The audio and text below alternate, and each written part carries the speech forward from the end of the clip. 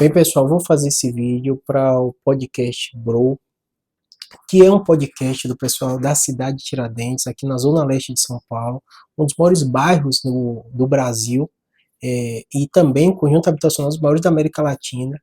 E eles perguntaram e fazem muitos comentários aqui, tanto quando eu boto o vídeo que foi gravado lá, né? E também às vezes o Alex, outros mandam também, né?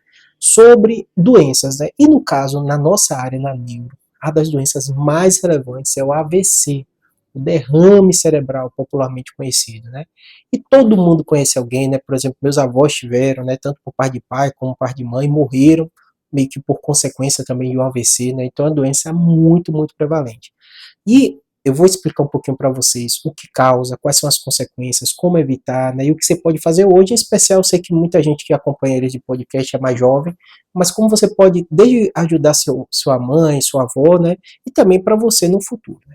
Perceba, doença cerebrovascular é uma das principais causas de morte no Brasil e no mundo. Ela pode ser de causa cardíaca ou obviamente, né, a morte da doença cerebrovascular cerebral. E óbvio, por eu ser neuro, eu vou focar, neurocirurgião, eu vou focar nas causas cerebrovasculares, né? Os fatores de risco, eles são parecidos, né? A pressão alta, a diabetes, colesterol, falta de atividade física, obesidade. Perceba que eu fiz um vídeo aqui para o podcast recente sobre pressão alta, porque todas essas doenças que eu falei são assintomáticas. Então é possível um paciente ser obeso sem motivo, não sente nada e segue a vida dele normal, mas é um fator de risco, aumenta a chance de ter um AVC. Você pode ter a pressão alta, como eu falei no vídeo anterior, sentir nada, segue sua vida normal. Se você não medir a pressão, você nunca vai saber. Colesterol, a mesma coisa, açúcar, a mesma coisa, né? Falta de atividade física, a mesma coisa, né? Só que o que acontece, né? Como o que mais mata no Brasil e no mundo são as doenças cerebrovasculares, você tem que fazer uma busca ativa para evitar esse fator de risco. Fazendo seu exame, medindo sua pressão, fazendo exame do açúcar. Ah, Júlia, aqui às vezes é difícil e tal, vai no posto de saúde, mesmo que demore, não é nada urgente se você não tem sintoma, mas faz essa avaliação. Hoje em dia a gente tem remédios super potentes para controle da pressão arterial, para o açúcar também, e a maioria aqui no Brasil dado no posto de saúde. Por exemplo, eu já fiz um vídeo nesse de pressão, eu falo que eu tenho pressão alta, o remédio que eu tomo, ARA2H, o nome comercial dele, né, mas losartano, hidroclorotiazida, você encontra em qualquer posto.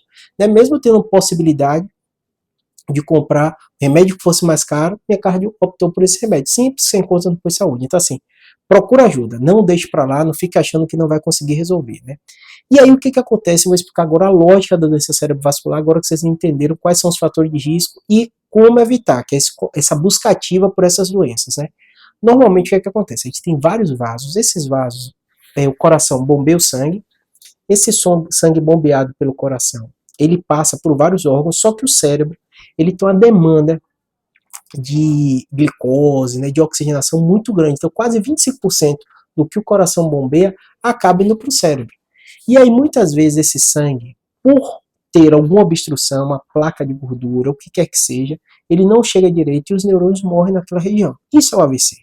O AVC mais comum é esse tipo que a gente chama AVC isquêmico. Né? Existe outro tipo que é hemorrágico, é quando o vaso sangra, geralmente por aneurisma, uma pressão alta, né? Aquele vaso estoura. Esse quadro é mais grave, mas é uma minoria, 20% só dos AVCs, mais ou menos, são desse tipo hemorrágico. A grande maioria é o isquêmico, né? E é esse que eu vou dar o destaque maior. E os fatores de risco foram esses que eu falei. No caso do hemorrágico, é pressão, tabagismo, né? Você tem um aneurisma prévio, história familiar de aneurisma, uma série de fatores, pressões descontroladas, que você não toma medicação, picos de pressão também. No caso do isquêmico, que é o destaque que eu vou dar aqui, você tem que controlar aqueles fatores de risco. Quando acontece, é muito importante se identificar, porque se você identificar rápido, quanto antes você levar o seu familiar no pronto-socorro, melhor ele vai ficar. Porque hoje tem alguns remédios que a gente dá na veia que dissolvem, inclusive no sistema público de saúde, os serviços de emergência, se ele tem essa medicação, então ele dissolve com água, não deixa que aquele neurônio morra, porque você tem ali uma janela que a gente chama de poucos minutos, né, ou pouquíssimas horas, para tratar logo aquele paciente, para evitar com que aquele coágulo feche e seja definitiva a morte dos neurônios, né. Então a identificação é como? Dificuldade de falar, alteração no movimento do braço, da perna, né. O paciente às vezes fica confuso, o paciente às vezes tem uma alteração da consciência, né? Então, teve algum tipo de alteração focal aguda, em especial esses pacientes que têm fator de risco, leva urgente para o pronto-socorro, ou liga para o SAMU, né? Ele vai chegar e vai fazer esse atendimento, né? E aí ele identificando, ele vai ter que fazer um exame de imagem para ver mesmo se for isquemia, e muitas vezes vai tratar de forma aguda e forma rápida para dissolver esse coágulo e evitar com que aquele dano neurológico seja definitivo. E ele tem que fazer o exame de imagem, porque tanto o AVC isquêmico como o hemorrágico, o sintoma pode ser muito semelhante. Então esse tempo entre identificar o sintoma, ligar ou levar ou procurar ajuda médica é muito relevante para o resultado. Então, se acontecer com qualquer familiar de você, leva urgente. E aí, o que acontece? A maioria dos AVCs, né, tratados, desobstruído, o paciente volta à vida normal, mas muitos, talvez a maioria hoje no Brasil, deixa sequelas. Pode ser na fala, pode ser na motricidade, mas de um modo geral, com reabilitação, você consegue. Aí o papel da fisioterapia, muito, muito importante para fazer esse processo de reabilitação, tá bom? AVC, que mais mata no Brasil, que mais deixa sequela também. Atendimento deve ser o mais precoce possível. Evite esses fatores que eu falei, pressão alta, colesterol, obesidade, não fazer atividade física, né? Açúcar também alto no sangue.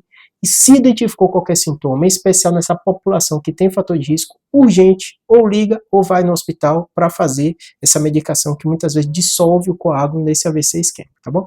Espero que tenha ajudado. Deixa aí com o pessoal do Bro Podcast o que você quiser de tema, orientação, que a gente vai tentar fazer.